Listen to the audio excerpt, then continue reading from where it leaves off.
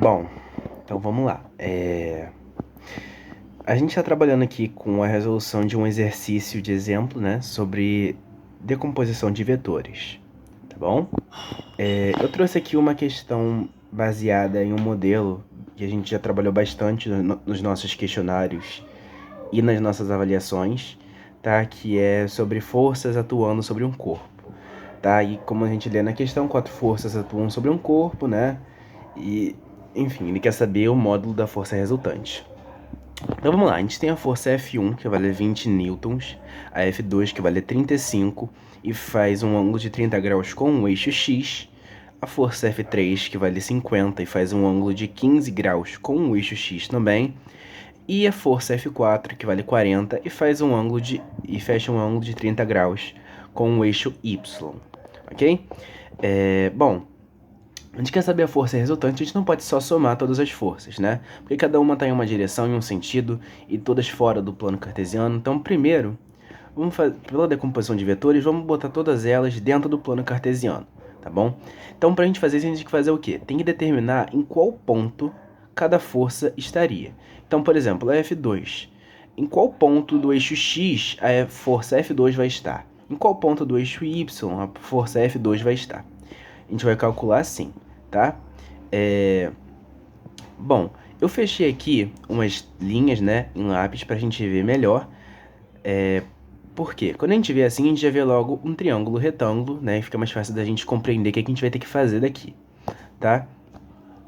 E eu também botei pra gente reparar o seguinte, que tanto aqui, ó, no FY, quanto na linha em preto, né, em caneta, é a mesma medida, tá? Então aqui e aqui é a mesma medida, era só pra gente ver que aqui é cateto, que se esse ângulo tivesse aqui, né, ele também seria cateto oposto, e eles estando aqui, ele também é cateto oposto, tá bom? Só pra gente entender quem é o cateto oposto e quem é o cateto adjacente de cada um dos ângulos, tá bom? E quando a gente descobrir esses catetos, a gente vai conseguir descobrir em qual posição de tal eixo que cada um vai estar, tá bom? Vamos começar pelo F2. O F2 ele tem uma força de 35, fechando com um eixo X e um ângulo de 30 graus, né? Então vamos resolver primeiro o F2x, tá? O F2x é, né, F vezes cosseno de 30. Por que cosseno de 30? Porque o ângulo de 30 graus,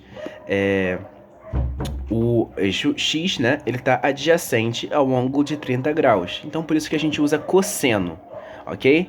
Então, F vezes cosseno de 30. O F seria força, que é 35, né? E o cosseno de 30 é raiz de 3 sobre 2. Se a gente fizer essa operação aqui, a gente vai chegar no resultado 30,3, tá bom? O F2y, mesma coisa, F vezes o seno de 30. Agora é o seno, né? Porque a gente está falando do cateto Y. E o cateto Y está oposto ao ângulo de 30 graus, como vocês podem ver aqui, ó. Oposto. Então, a gente vai fazer o seno de 30. Se a gente fizer essa conta, vai resultar em 17,5, ok? Explicando normal, a gente pode fazer pela calculadora ou na mão, né? Porque a gente sabe que o seno de 30 é um meio, né? E multiplicar por um meio é só dividir por 2. A força F3 agora, vamos lá. Vamos calcular a força F3x primeiro. É a mesma fórmula. A força vezes. Como a gente quer o Fx, a gente tem que ver pelo ângulo. O ângulo de 15 graus. O cateto que está perto dele, que está do lado dele. O cateto adjacente é o x, né? É o eixo x, ou seja, o cateto Fx. Se é cateto adjacente, a gente está falando de cosseno. Então, F vezes cosseno de 15. O F da força 3 é 50. Então, 50 vezes cosseno de 15, que se a gente fizer na calculadora, né? Porque o ângulo de 15 graus não é um ângulo que a gente saiba de cabeça. A gente vai chegar na resposta 48,3. Ok? E no ângulo FY, a mesma coisa. Só que como ó, o ângulo de 15 graus ele está oposto ao FY, ao eixo Y, então a gente vai fazer seno, tá bom? Então, mesma coisa, F vezes seno de 15. O F é 50, e vezes seno de 15, a gente vai chegar na resposta 13, ok? Agora vamos para o F4. E atenção, olha só, lembrem-se, a gente determina o seno e o cosseno, a gente determina o oposto e adjacente baseado pelo ângulo. A gente fez duas seguidas, né? Fizemos duas forças seguidas, onde o cateto oposto era o FY e o adjacente o FX. Mas isso não significa que vai ser sempre assim, tá? Por exemplo, no caso da F4, ela fecha o ângulo de 30 graus com o eixo Y. Então, se a gente olhar para o ângulo de 30 graus, o que está oposto a ele, o que está de frente para ele, é o FX. E o que está do lado, o que está adjacente a ele, é o FY, tá? Então, já alterou. Então, a gente tem que prestar atenção no ângulo, tá bom? Então, o F4Y, né, vai ser F vezes, como a gente está falando, o F4X, perdão, como a gente está falando do FX, a gente sabe que olhando para o ângulo, o FX é oposto. Então, é seno, né? Cateto oposto é seno. Então, F vezes seno de 30.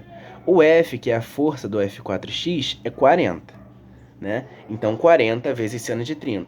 Seno de 30, como eu já disse, é 1 meio, né? E 40 dividido por 1 meio, 40 vezes 1 meio, né? Só dividir por 2, 20. Agora, o F4y. O y, ele é adjacente, ele está do lado, né? Então, é cosseno. Então, mesma coisa, F vezes cosseno de 30. 40 vezes cosseno de 30 é raiz de 3 sobre 2. E fazendo essa conta, a gente descobre que F4y é igual a 35, tá bom? Então, eu botei aqui essa listinha, né, com todos os nossos valores para a gente não se perder. E percebam uma coisa, olha só, o F2, ele está indo para a diagonal, né, para a direita. Tá seguindo diagonal para a direita e para cima, né? A gente consegue ver, ó, tá numa diagonal aqui, num ângulo de 30 graus, para a direita, né? Tá vindo para esse lado aqui e para cima. Então, se ele tá indo para a direita e para cima, a gente sabe que por ele estar indo para a direita, ele vai estar no eixo positivo x, né? Porque o eixo positivo x é para a direita. E como ele está indo para cima, ele vai estar no eixo y positivo. Então, os dois valores, tanto o f2x quanto o f2y, vão ser positivos. O F3. O F3, ele está indo na diagonal para a direita, só que para baixo. Então, se ele está indo para a direita,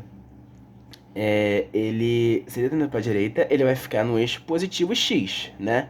E se ele está indo para baixo, ele vai ficar no eixo negativo y. Ok? E o F4, ele tá indo na diagonal para cima, só que para a esquerda.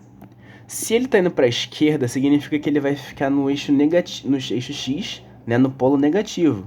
E se ele tá indo para cima, no eixo y,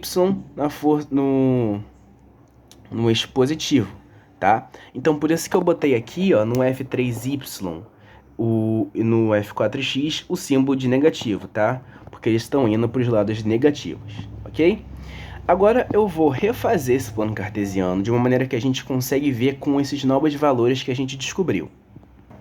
Bom, eu já expliquei como eu cheguei nessa conclusão de para qual lado cada um deles ia, cada um desses segmentos, dessas retas iam, né? Então eu já desenhei aqui e já até calculei, né? A gente sabe que o F4y, o F1 e o F2y, eles são y's, e como eles são positivos, né, eles vão para cima. Já o F3y, se ele é um y e é negativo, então ele vai para baixo, tá? Eu somei, então, o F4, o F1 e o F2y, tá? E deu 72,5 newtons, né? Os valores aqui, ó, 35 mais 20 mais 17,5, vai dar 72,5, ok? E no eixo x, né, a gente tem aqui o F2 e o F3x, né, indo para a direita, na mesma direção, então a gente soma eles. E o F4x indo na direção oposta, indo para a esquerda, né, se tornando negativo. Somei também o F2x e o F3x, deu 65,8 newtons, tá? E o F4x que vale menos 20 newtons, ok? E aí, gente, a gente vai fazer a coisa normal, né? Se eles estão indo para direções opostas, eles estão sendo puxados para direções opostas, então A gente tem que subtrair, tá? 72,5, né, e menos 13, a gente vai chegar no resultado de, como a gente está falando no FY, né, a gente vai chegar no resultado de 59,5.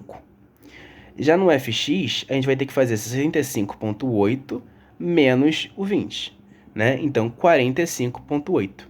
Esses são os nossos FY e FX definitivos, tá? Eles não, como a questão não pediu, desculpa, esqueci a palavra. Como a questão não pediu vetor, né? Não pediu o vetor resultante, sim o módulo, eu nem me incomodei de botar I ou J, tá bom? Mas enfim, então 59,5 e 45,8, tá? Esses são os nossos FY e FX definitivos. Acabou a questão, Lucas? Não.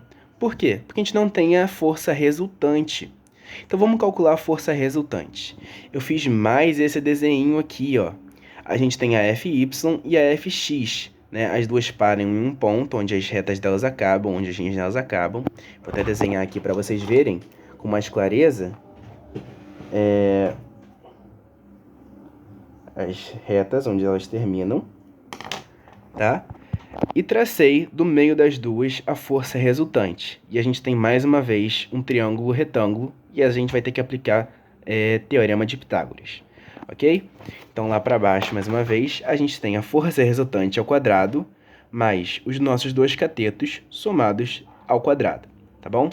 59,5 ao quadrado, né? A gente consegue chegar ao resultado de 3.540,2. 45,8 ao quadrado, a gente chega ao resultado de 2.097,6.